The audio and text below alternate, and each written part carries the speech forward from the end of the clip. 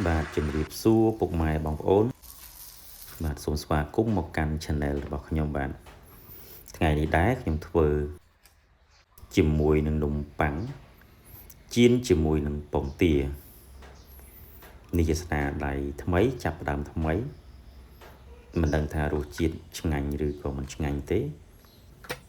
ហើយរបៀបនៃការចៀនដំបូងឡើយគឺមានពងទា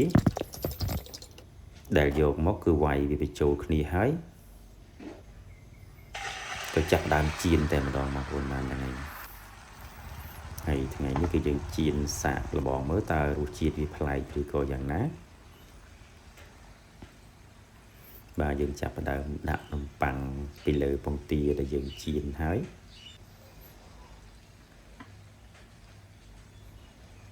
បាទយើងទុកវាឲ្យវារៀងឆ្អិនបន្តិចចាំយើងត្រឡប់វា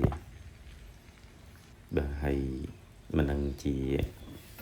រសជាតិបែបណានោះទេចាំមើលពេលឆ្អិនខ្ញុំនឹងសាកល្បងហូបមើលតើវាឆ្ងាញ់កម្រិតណាលើកឆ្នាំងរលាក់វាបន្តិចដើម្បីឲ្យវាកុំឲ្យជាប់ឆ្នាំង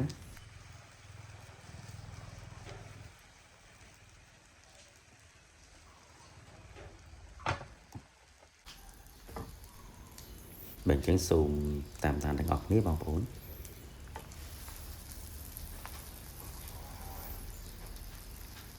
ហើយក៏សូមអរគុណដែលបានចូលរួមទស្សនាវីដេអូរបស់ខ្ញុំបាទ